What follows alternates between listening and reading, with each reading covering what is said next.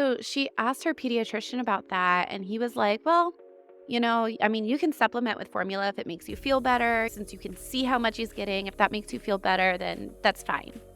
And that's not what she wanted.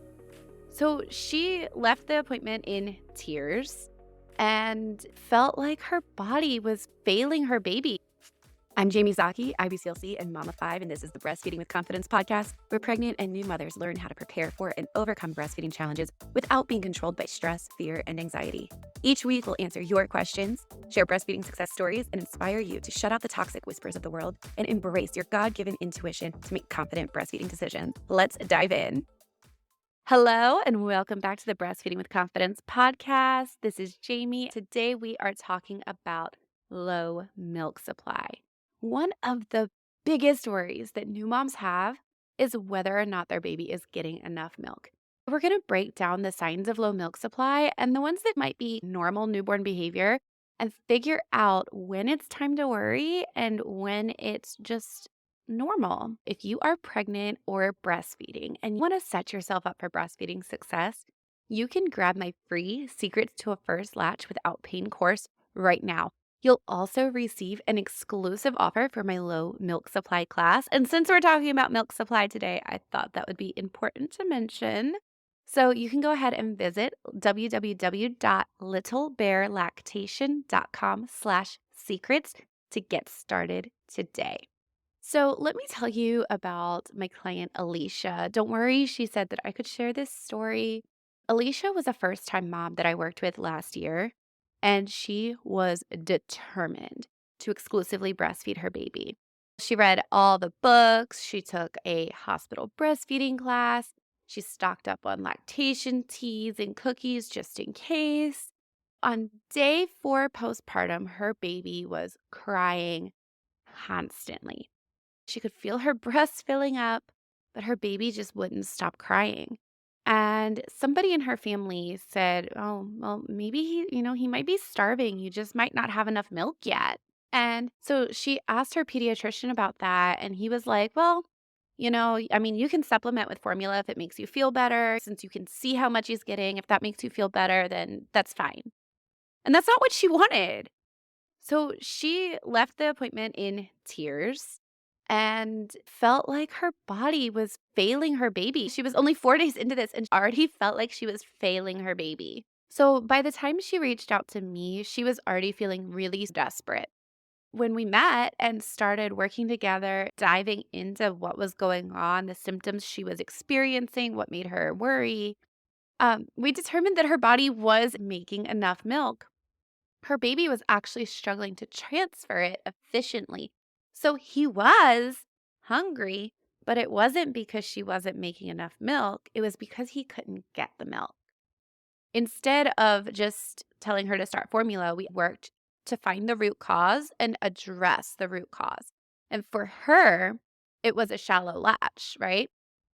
Lucky for her, with a few positioning adjustments, more skin to skin, and making a few strategic changes to her feeding routine, her baby actually started getting milk. She was confident in her milk supply, and everything went really smooth after that.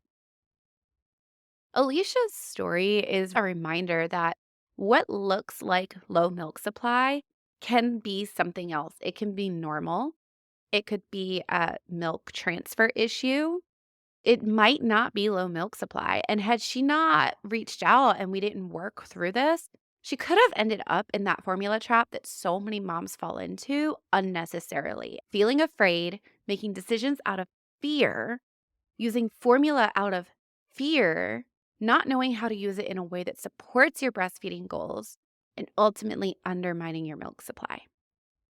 So if you have ever worried about milk supply, whether you are pregnant and you're worried, like, how will I know if I have a strong milk supply? Or if you're in the thick of it and you're like, I really don't know what's happening right now, let's talk about how to figure out if you have a milk supply problem. There's two kinds of low milk supply. The first is perceived low milk supply. The second is real low milk supply. And I wish there were better words for that because it sounds a little harsh, but it's really clear, and that's what it is. A lot of times we have perceived low milk supply, not real low milk supply. So we just need to determine which one you're experiencing. So, first, let's talk about what is not a sign of low milk supply in and of itself. Frequent feeding. So many moms are like, oh my goodness, my baby will not stop feeding. She has fed every hour on the hour for 3 hours straight, and I just can't catch a break. I must not have enough milk. A lot of times, this frequent feeding is actually cluster feeding, and cluster feeding is normal. Cluster feeding is basically your baby nursing a lot of time close together to tell your body to increase milk supply for a growth spurt or their upcoming additional needs, right? This happens a lot in the first few months of your baby's life. It tends to happen less as they get bigger, but it can still happen. Cluster feeding can happen when they're sick. It can happen when they just want to up your milk supply. And again, this is like proactive. Cluster feeding is a proactive way to up your milk supply. It doesn't mean you have low milk supply.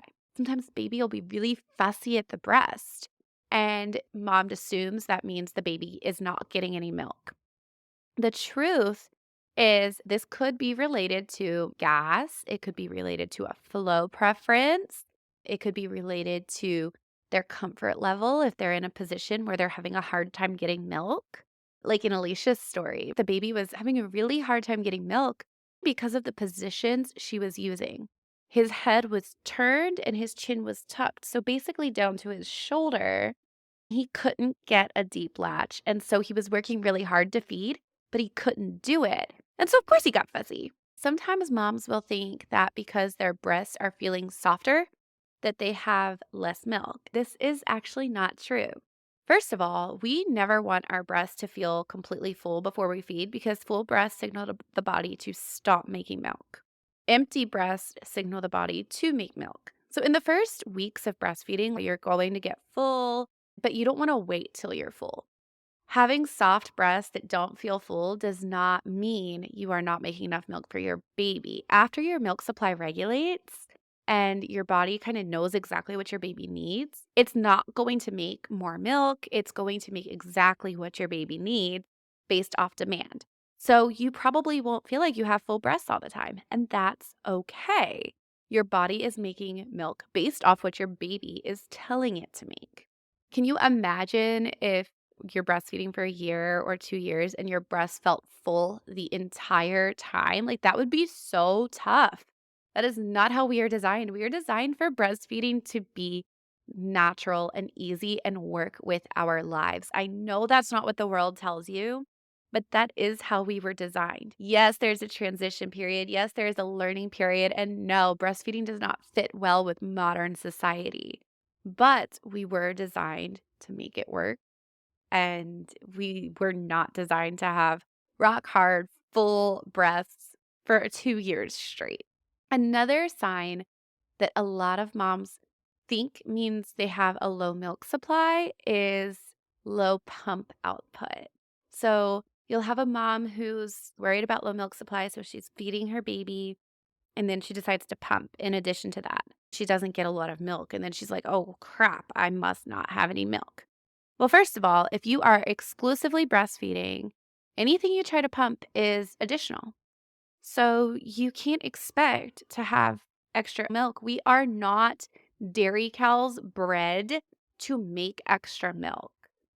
Dairy cows and dairy goats are bred a specific way over generations to make more milk than their babies need. We are not. Some of us do, and that's cool for those people if that's what they want, but not all of us do, and that's okay. Not only is low pump output not an indicator of low milk supply because you're already feeding your baby and could have given them everything they need and you just don't have extra, sometimes our pumps are not fitted properly. So if our pump is not fitted properly and we're not using it properly, we're not going to get the amount of milk we could. If you are depending on pumping and you're worried, like, I'm not making enough milk, you can visually see you're not getting enough milk to meet your baby's needs if you're exclusively pumping. Then what we need to be doing is looking at pump fit, flange fit, suction, Maybe you're using hand pump. A hand pump's great, but it's going to be different than troubleshooting with an electric pump. It could be the pump you're using does not have great suction. There are so many variables that impact your pump output, and that does not mean you have low milk supply. I hope if any of those symptoms are the reasons that you feel concerned about your milk supply, that now you have a little more peace knowing it might not be as bad as you think it is. Now, let's talk about the symptoms that do indicate there could be a problem with your milk supply. All right, so the first one we're going to look at is poor weight gain. A lot of people say, like, oh, I can't tell if my baby's getting enough milk because I'm not measuring their input. You don't have to measure their input.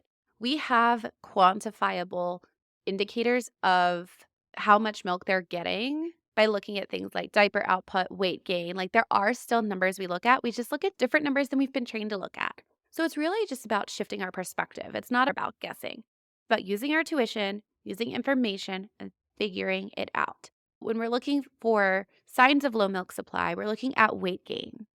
Is your baby gaining weight on their curve? How much have they lost in the first week? Have they started gaining weight back yet? A lot of resources will say about a half ounce to an ounce a day is standard weight gain. That's controversial because if you put that kind of weight gain data into a growth chart, the baby would not actually continue on their growth curve. So these are averages that people looked at over a long span and then tried to break it down to a daily average. And it just becomes very misleading. And it's not as accurate as we need it to be. 7 to 10 ounces per week is a great place to be. One day your baby might gain a half ounce, the next day they might gain 2 ounces. So we don't want to get too caught up in the day to day. We want to look at overall trends. And over the course of a week, we want to see that they are staying on their growth chart, staying within their percentile.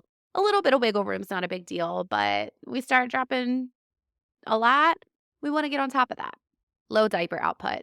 This is one of the biggest indicators of milk supply problems is your baby's diaper output. During the first week of life, we want them to have 1 pee and 1 poop per day of life. More is great, but we want that 1 per day of life up to about day 5 or 6. By day 5 or 6, we expect to see about 6 wet diapers a day, ideally 6 poopy diapers a day too, but definitely bowel movements every single day. If we are going days without bowel movements or we have low wet diapers, we have a major problem. If your baby is gaining weight but not pooping, that's a sign that there could be a problem because if your baby was pooping the way they were supposed to, they might not be gaining weight at the same rate.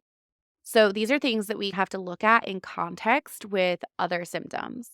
A tricky one is if your baby seems sleepy at the breast. A baby who is sleepy is normal. But if you feel like your baby's not getting good feeds, they take a couple sucks and then just fall asleep, they don't empty the breast, or you have to wake them up to feed on a regular basis, that could be a sign that they are not getting enough milk. If you don't hear swallowing when they're feeding, you see them sucking, but maybe you don't hear them swallowing, or you see lots of sucking, but only occasional swallowing, those are signs there might be an issue getting enough milk. And that doesn't mean it's a you issue. It doesn't mean your body's not making enough milk. It could be that they have an ineffective latch and can't get the milk to transfer. They can't get the milk out and swallow it. They can't coordinate what they need to coordinate. However, if that pattern continues, it will create a low milk supply problem because it will tell your body to make less milk, and then it will become a supply issue as well. So, what do you do if you suspect low milk supply? First, we want to make sure that we are getting a proper latch. Your latching technique, your feeding technique, your positioning is all optimized so that your baby can feed as well as possible. If we don't have that foundation laid, the rest is not going to work. Ideally, we feed on demand to ensure frequency. But if feeding on demand is going longer between feeds because your baby's not waking up, then you might need to feed your baby more frequently. Definitely offer both breasts at every feed. Avoid unnecessary supplementation. If you do need to supplement, use the SMART method, which I lay out inside of a couple of the courses I offer. I will do a podcast episode on that here in the next couple of weeks as well. But it's basically an approach to making sure that if you are using supplements for your baby, you are doing it in a way that supports breastfeeding. And you're also going to want to work with an IBCLC to really figure out the root cause of milk supply issues. And that's what we're going to talk about in the next episode because it is so important to understand the root cause of milk supply issues. We can fix the latch all day, but if your baby's actually able to transfer milk well, there could be another problem creating low milk supply. So we need to have your body and your baby's body working together.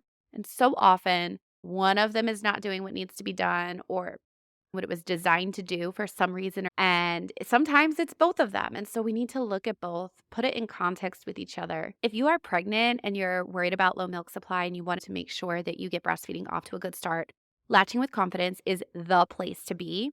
Latching with Confidence is an online breastfeeding course that's going to teach you the foundation of latching success. But it's so much more than that. Not only do you get a class that walks you through how to get an efficient, effective latch from the start so that you can build a strong foundation for breastfeeding success, you're also going to get access to the Confident Mama Bear Society.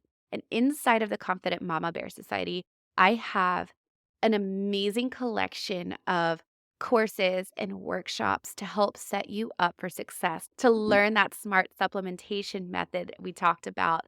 Even more important than all of these courses and workshops is you get access to our online community where you can ask your questions and get answers. We have live support calls twice a month where we can get together, get real-time support and guidance, answers to your questions, and just connect and celebrate your breastfeeding experience. It is open to pregnant and breastfeeding moms alike. If you want to get a great start to breastfeeding and you are pregnant, that is the place to be. Latching with Confidence is where you want to start. That's at littlebearlactation.com/latching with confidence. If your baby has already arrived and you are struggling with breastfeeding and you feel like you might have a low milk supply problem, visit littlebearlactation.com and click the Get Help button. You will be able to book a virtual consult. We can check to see if your insurance covers it. We can set up a time to meet, get to know each other, and figure out what is going on with you and your baby so that you can get to the root cause of those breastfeeding challenges. So go ahead and visit littlebearlactation.com for more breastfeeding support, or you can check out the show notes for direct links to different resources that I have available. Next week, we will be talking all about the root causes of low milk supply. And if you absolutely cannot wait till next week, but you're not ready to book an appointment, check out that Secrets to a First Latch Without Pain class because when you sign up, you are going to get a special offer for my low milk supply class and you will get so many of your questions answered there. And then if you need additional support, I'm always available. I hope this episode brought you some peace, brought you some answers, brought you some information so that you know exactly what to do next. You can stop making decisions out of fear and start making decisions from a place of intuition and information so that you can feel confident in your breastfeeding journey. Remember, most of the time, what feels like low milk supply can actually just be normal newborn behavior. But if you are worried, come get support. Don't wait it out. Don't just desperately throw formula at it. Don't just assume your doctor and pediatrician know what they're talking about. Work with an IBCLC to get answers for you and your baby. All right, Mama Bear, that is a wrap for today. If this episode helped you feel a little more confident or a little more prepared for breastfeeding, can I ask you a quick favor? Go ahead and leave me a review. It helps other moms find this podcast and join us in this amazing community of fierce and confident mama bears. And hey, if you know a friend who could use some encouragement or real talk about pregnancy, breastfeeding, and all things motherhood, share this episode with her. You've got this, Mama Bear. Trust your instincts, stay fierce, and I'll catch you in the next episode.